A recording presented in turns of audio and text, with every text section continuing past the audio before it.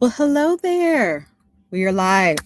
Welcome. My name is Ber-Henda Williams, and I'm the founder of Culture Shifters Unite, which is a womanist multimedia platform that centers storytelling, placemaking, and communal gatherings. And we are going inside the Cultural Codex, or reflections from the Cultural Codex. These are my field notes, if you will, to just go a little bit deeper on the Substack awarenesses that I do through Soft Power Sundays. And this particular Sunday, we talked about root. So, not everything that formed you is meant to keep forming you. And the Mother District, which is my dreamscape, that's the name that I've given my dreamscape, specifically when it talks about or takes me back to my ancestral home, my childhood, my upbringing, the neighborhood of my mother, my father, my grandmother, the church that I was baptized in, early childhood memories that make themselves known and present, influencers in my family, and I mean true influencers, role models, people who shaped the person that I am. And many times they're now ancestors, but they come to visit me in my dreamscape. And so I call it the Mother District. And that is not necessarily gendered, but it talks about the maternal wisdom, intuitive knowledge, lessons that are passed down from one generation to the next, inheritance, initiation, if you will. So I just wanted to name that so that you kind of have more context about the conversation when I use the word Mother District. So before we get into it today, I want to give you a question, and this is something that I've been sitting with too. What if the thing that made you successful is not the thing that will sustain you? So, what if the thing that made you successful is not the thing that will sustain you? So, sit with that, because we spent a lot of time talking about growth and how do I grow my business and how do I grow my platform and how do I grow my leadership and how do I become more visible? But we don't spend nearly enough time asking, what am I growing? So let's welcome and get into the reflections, right? Piece. So as I named, I'm Ber-Henda Williams, founder of Culture Shifters Unite, which is a womanist multimedia platform. And I use that praxis because womanism is what I'm steeped in. It's what not only raised me, but I saw that it set my core values and in the ways that I want to be in the world, that I desire to be in the world. And then it's also the governing practice that I use to run my business, right? Because last week we talked about remember. And before we could root this week, we have to talk about remembrance, because before we can figure out where we're going, we have to sometimes go back to where we've been and remember who we are. And remember that who we've come to be creates, right? Or it can create another responsibility. And so you have to decide, what are you going to keep growing from? Where is your indigeneity? Where is your home? Where are your roots? And some of us, depending on our upbringings and our culturescape and time and space in history where we were, informs that root system. And not every root system is a healthy root system. So when we do the excavation, what do we want to keep? And what do we want to let go of? And so the Mother District is the language that I've used, and it's really inherited geography of becoming. Mother, grandmother, auntie, neighbor, church, school, culture, class, race, food, music, language. It also governs the implicit, things that were never really written down, but everyone actually knows. A code of conduct that was just passed down orally or culturally. This is what a good woman does. We don't tell our business. You work hard. You don't ask for help. You take care of everybody else. You keep going. And some of those teachings have given us extraordinary capacity, resourcefulness, faith, creativity, resilience. But some of them have actually become survival strategies. And I really want to be careful on distinction, right? And I want to make sure that our survival strategy can actually become familiar so that we don't mistake it for personality. I've always been independent. Have you? Or did needing people once feel unsafe?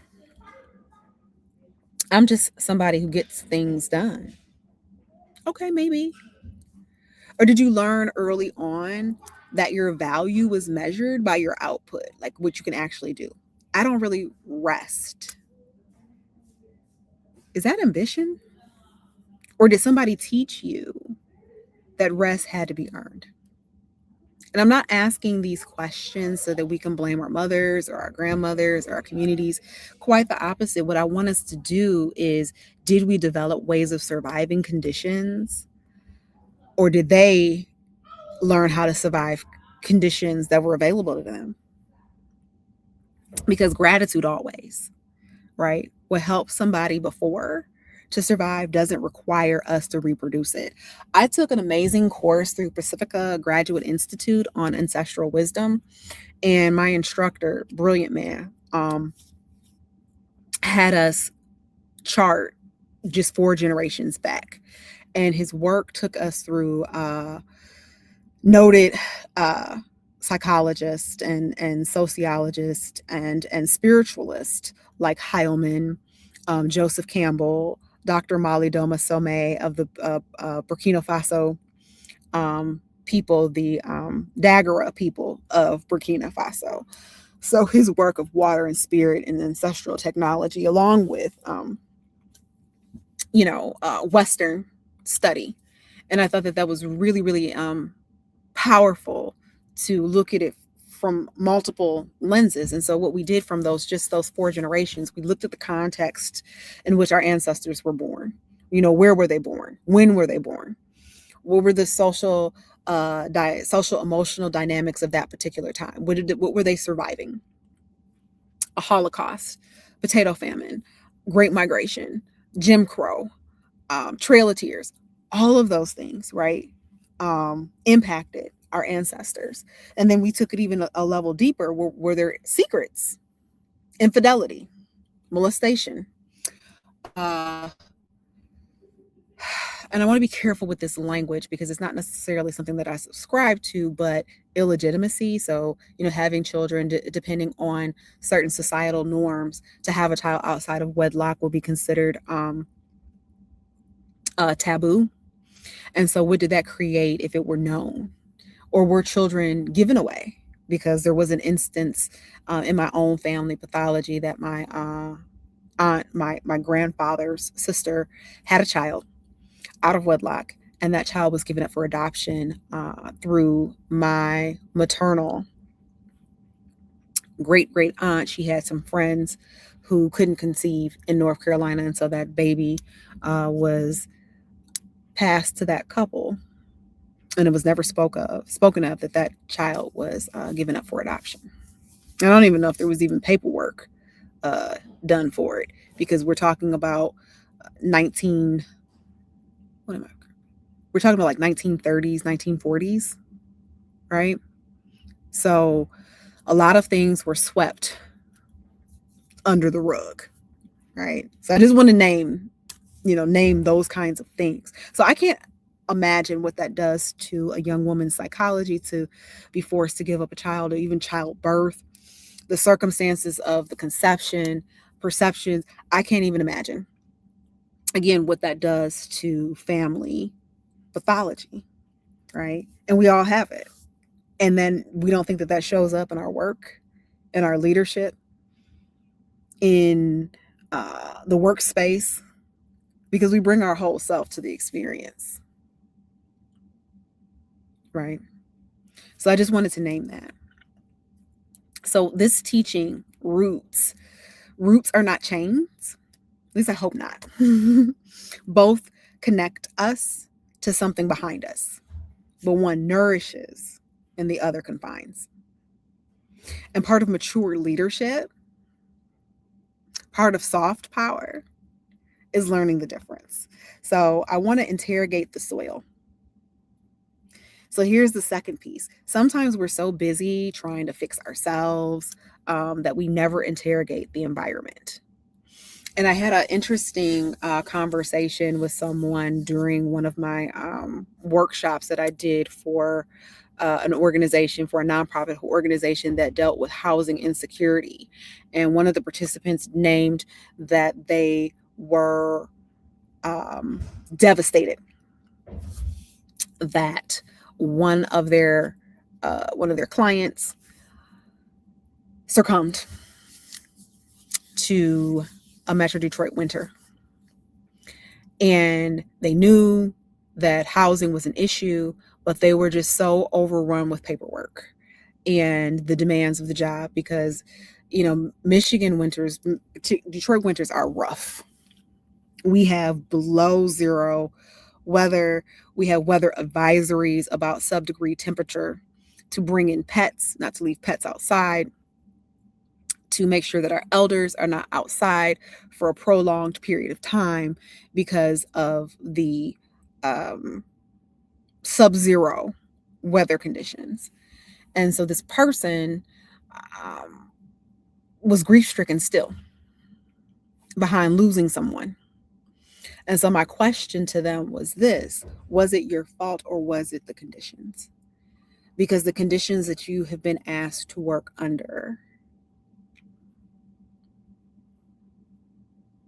require more than one person can really hold. The caseloads, the dockets, the bureaucracy, the budget that you're given to work a miracle.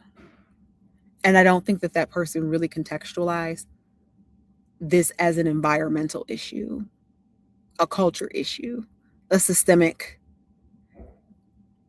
classist issue. And so that grief that you feel, I get it, because you're human. But internalizing it, we really have to sit with what is really ours to carry and what can we do. And of course, that doesn't bring the person back to life. And that, of course, what I'm naming doesn't necessarily assuage the pain. But I was attempting to hopefully contextualize it just a little bit more. We have a systems flaw. It's the environment, it's the conditions. Are they sustainable?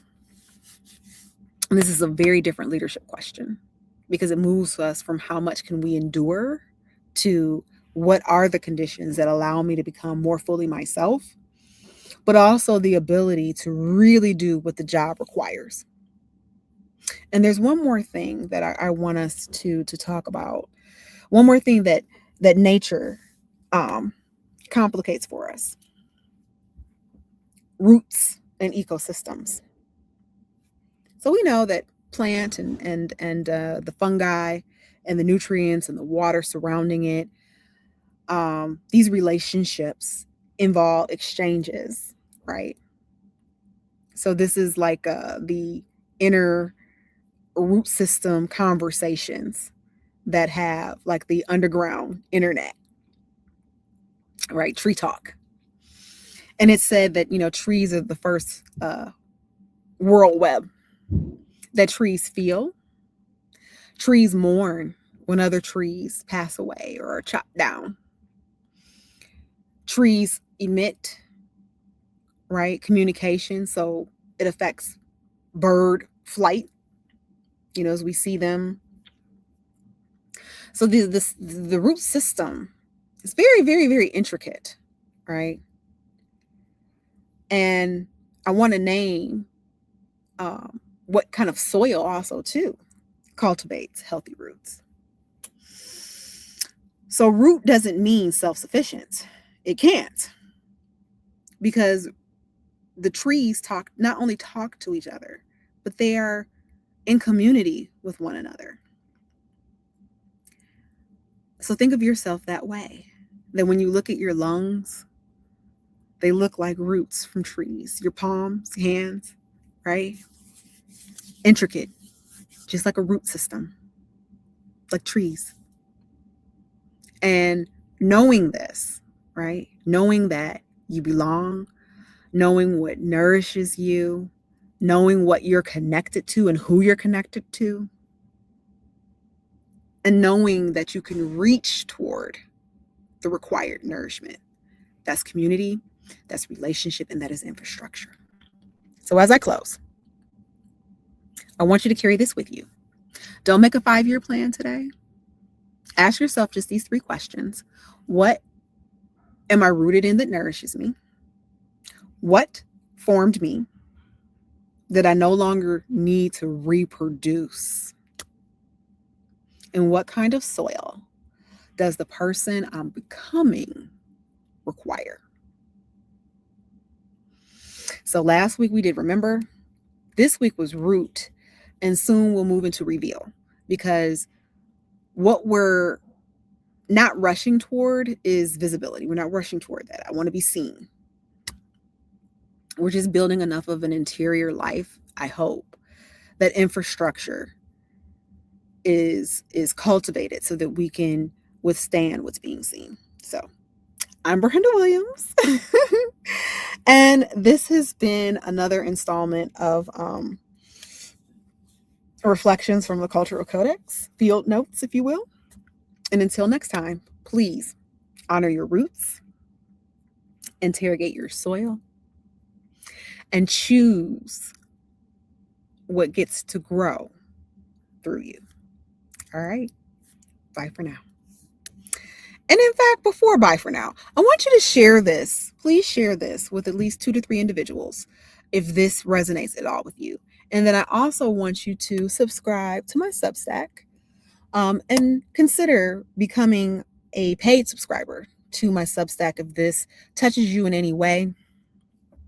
And please reach out to me to see what I can do for your team and what we can co-create together around this sequencing, this particular understanding, so that your team moves through what I call soft power coherence. And that's namely heart and mind being coherent.